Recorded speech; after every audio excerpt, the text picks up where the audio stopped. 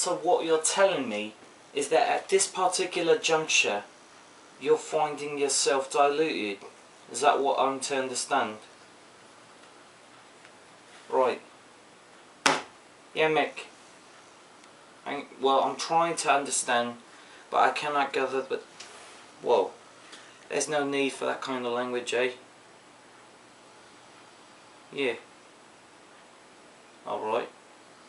Well, tried to get the money the civil way. It didn't go down like that. So what do you want me to do? It's not like I can just walk in there and bash people's skulls in for no reason. Well, I know it's a considerable sum of money that they owe you. But what did you think was going to happen? You're in the loan sharking business. Look, I understand what has to be done, and I'm going to get to that when it... Alright, yeah mate, whatever.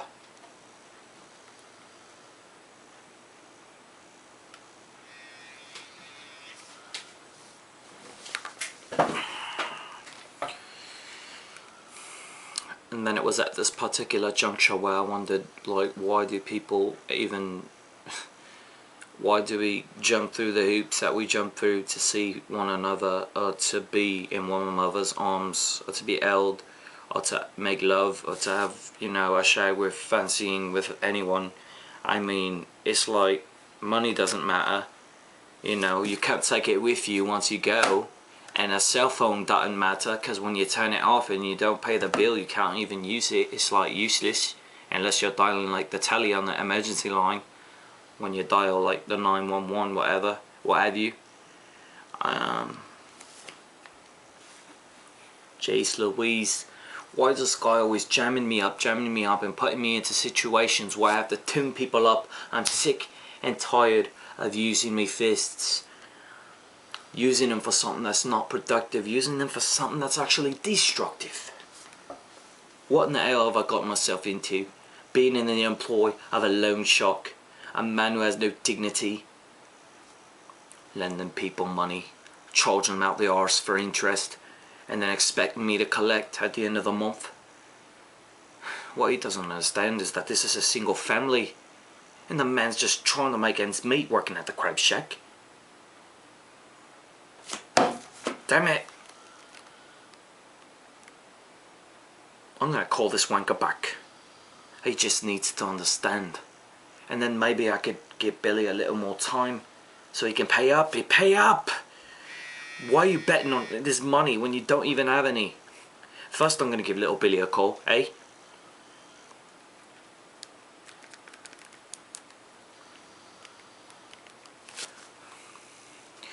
Better fucking answer. Yeah, Billy, you know it is. And you know what this is about. Look, Mick is putting a lot of pressure on me. I've known you for years, mate. I just had to put it up a front and make it seem as if I didn't. Or else Mick wouldn't have loaned you the money. Oh, you've got to start yanking my crack around here. Honestly, I'm going to speak to Mick for you. I'm going to speak with him. And I'm going to try to buy you some time. But there's not much I can do. I'm in his employ. I owe him just like you owe me. I've got to get the money. I understand, but you got to stop being a lazy fucking crustacean down there at the little king crab, whatever you want to call it. You just have to get the money. The most I can buy you is about a week at least. At the least, I'm going to talk to Mick. I already told you, I'm talking to Mick about it. Right after I get off the telly with you, I'm going to mobile Mick. How does that make you feel, eh? I'm doing the best I can with the resources I've got. If you can do any better, I'd like to see you try. I hate to dispatch the man like this, but what did he think he was getting himself into? Betting on sports teams when he hasn't got the funds. Time to call Mick, eh? He's not going to be too happy. Look here, Mick. I wasn't upfront with you about Billy. He was a school chum of mine. That is to say, we attended primary together and secondary and boarding school as well. Listen, we go way back, and I know that I'm in your employ, and I know that he owes you money, and that means that he owes me money. I'm gonna have a rat tap on his door and get it by any means necessary. But all I'm asking for is 1 week. Please give me 1 week. He's working his arse off at the crustacean joint. He's doing the best he can, working that 9 to 5, working every day, working overtime, working as much as he can, and he's stopped with he doesn't have the funds. I've already explained it to him. I talked to him, Mick. I've talked to him. Look, he ain't yanking you around. He'll have the money. If he doesn't have the money, you can have my head. Look, I'm putting it on my head. Alright, I trust Billy. I trust him enough to pay you back. And if he doesn't, then I suppose it's going to be my arse, isn't it? But it's better me than him, because he's got a family. Who am I? I'm a loner. I'm a drifter. Nobody would care if I disappeared. But if he took him away from his family, he's a family man. You don't know the devastation you would cause amongst his relatives, his mother. I understand, Nick. I know I'm putting my neck on the line for this man, and I'm speaking words. I'm 100% sure that he's going to get the money. I don't... Look, I stressed it so much so that he got the point across. I had to use profane language. He understands the scale of the situation. He understands.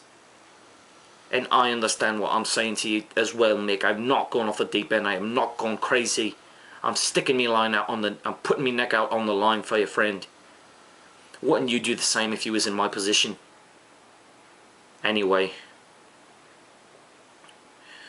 I understand that you're angry, but that is no way to... Whatever. Look, when you've had some time to sort it out, sleep it off, what have you, give me a call, and then we can talk about this like civil gentlemen. I cannot speak to you when you're like this, Mick. You understand? Look, give me a mobile tomorrow. We'll talk it over. Alright, later.